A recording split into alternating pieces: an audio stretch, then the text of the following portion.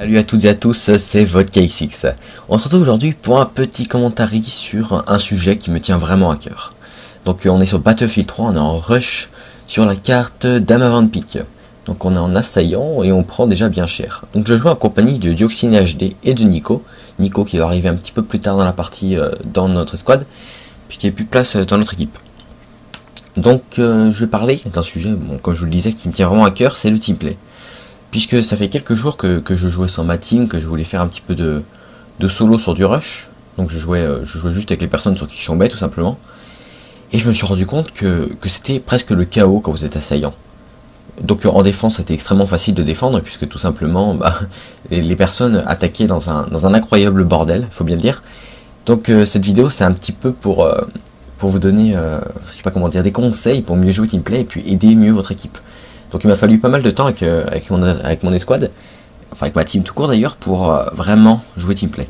Donc le but en rush dans ces cas-là, c'est faire ce qu'on appelle une attaque éclair. Donc dans ces cas-là, je conseille vraiment d'avoir la 2 sprint. Après vous mettez ce que vous voulez, donc grenades et suppressions sont très utiles aussi. Donc l'attaque éclair en gros, si vous êtes avec votre team, que vous êtes au micro, que vous pouvez discuter, donc c'est un des principaux atouts, c'est la communication.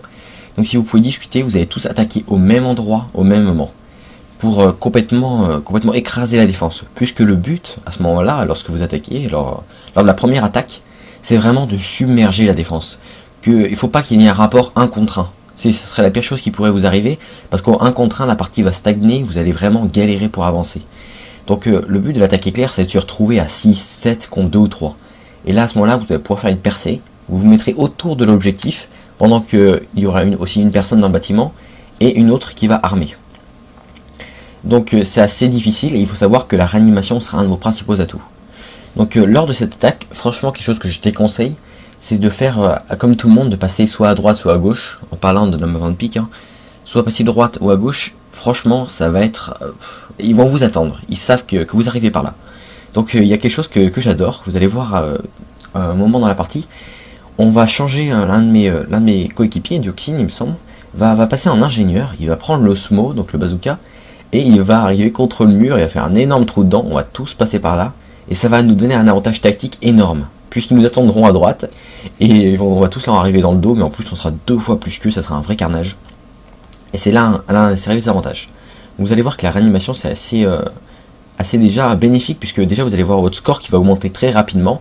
Donc je pense que sur Battlefield, c'est un des principaux avantages, c'est que ça motive les gens à jouer en équipe. Donc le fait de gagner un maximum de points, donc pour ceux qui aiment pas trop réanimer, qui pensent qu'ils perdent du temps, vous allez voir que vos parties vont aller beaucoup plus vite si vous réanimez, déjà, et que vos scores vont être jusqu'à 2 fois plus importants. Donc vous voyez que le sniper en face commençait vraiment à m'emmerder, faut bien le dire, et que donc justement Dioxine va me filer quelques petits coups de main. Car tout à l'heure, je sais pas si vous allez voir, un des snipers qui est face à moi, qui devait m'avoir normalement, puisqu'il était assez loin quand même, j'avais aucune chance de l'avoir, Dioxine va carrément l'exploser. Il n'y a pas d'autre mot, j'ai vais voir sa tête exploser devant moi.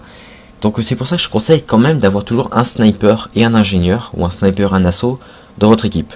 Donc dans ces cas-là, l'ingénieur n'est pas particulièrement utile sur cette carte, puisque les véhicules au sol ne sont pas des Amtrak ou des tanks, tout simplement. Donc c'est quelque chose qui n'est pas particulièrement utile, mais on va s'en servir quand même pour montrer. Donc là au début on a fait la petite boulette de mettre les mêmes atouts.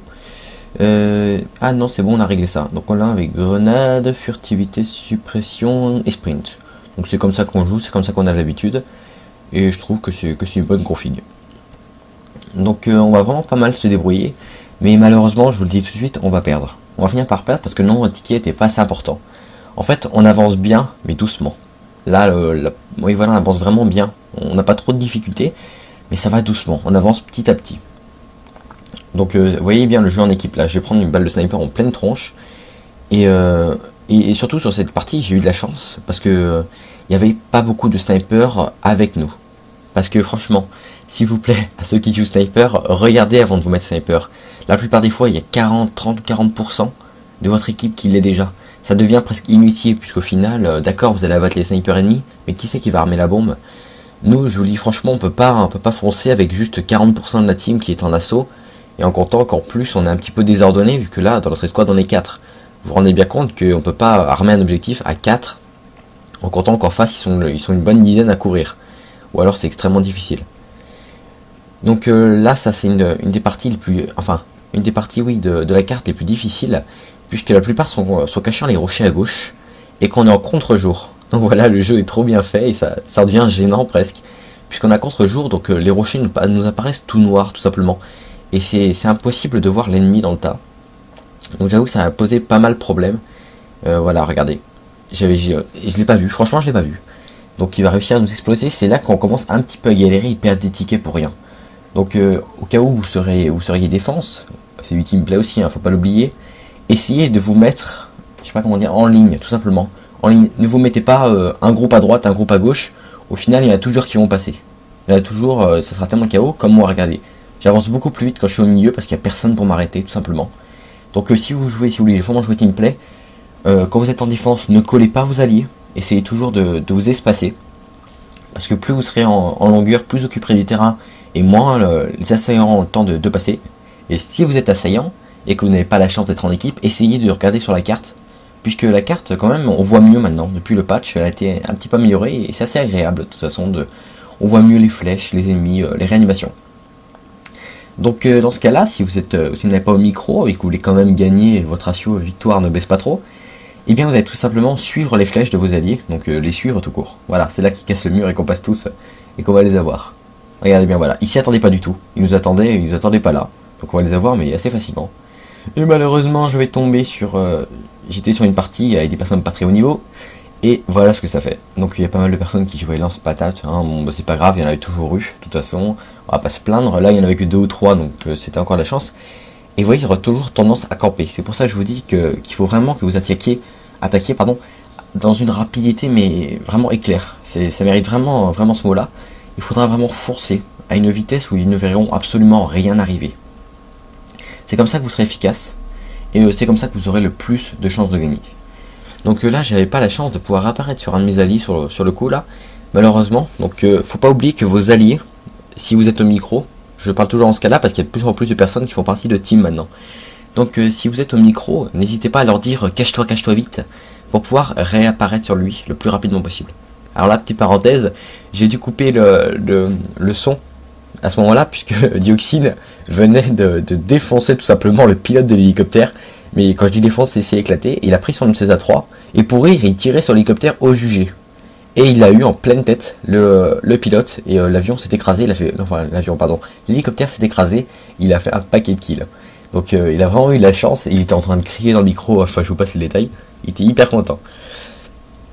Vous voyez encore le petit problème du contre-jour. Et là, j'avais aussi Nico qui pète un câble parce que tout simplement il a respawn sur moi et il s'est fait tuer. Donc essayez toujours de prévenir vos alliés s'ils peuvent ou pas réapparaître sur vous. Tout simplement parce que des fois vous êtes dans des situations vraiment improbables, vous êtes dans la mer jusqu'au cou, faut bien le dire, hein, et que vous êtes obligé de vous planquer et votre allié va réapparaître, mais comme une fleur en plein milieu du bordel, et il ne pourra tout simplement pas survivre. Donc vous serez obligé de le réanimer et peut-être d'y passer vous aussi.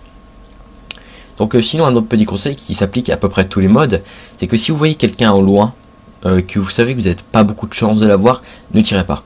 Franchement ne tirez pas, parce que vous allez juste le baisser, il va vous repérer, et si lui il a une arme longue portée, vous allez vous faire éclater. Donc regardez bien, à gauche la clé mort. Voilà, donc j'étais coincé tout simplement, je ne pouvais pas faire de kill. Je savais que quelqu'un allait venir désamorcer, mais je ne pouvais même pas l'avoir. Tout simplement parce que la clé mort était à 10 cm de moi, je ne pouvais pas bouger ni m'allonger. Enfin de toute façon, si je bougeais, je me faisais éclater. Donc ça c'est une chose qui arrive souvent. Encore les clés morts, franchement ça passe. C'est quelque chose, bon voilà, on sait toujours qu'il y en a sur les objectifs, on fait attention. Par contre quelque chose qui est beaucoup plus embêtant c'est le C4. Franchement il y a quelque chose auquel je pense jamais, c'est regarder au niveau de la porte. Quand vous rentrez à gauche contre les murs, il y a toujours du C4. Car l'ennemi quand il voit que vous avez activé l'objectif, que vous avez activé la bombe, en général vous sortez. Vous allez attendre autour de l'objectif. Et au moment où vous sortez, il voit que l'objectif est armé, vous sortez, et là, boum, C4. Donc là je vais avoir la chance de l'avoir, mais mon coéquipier va quand même mourir puisqu'il était au fusil à pompe, l'autre derrière, donc il va l'avoir. C'est là qu'on les a eu dans le dos, regardez. Ils nous attendaient tous de ce côté droit, tout simplement, et ils n'ont pas prévu qu'on allait pouvoir arriver par là. Donc c'est là qu'on a commencé à les écraser, mais vraiment, vraiment bien. Et ils n'arrivaient plus de toute façon à reprendre pied. Donc voilà, les bases du teamplay en rush, c'est vraiment empêcher l'équipe adverse de reprendre pied.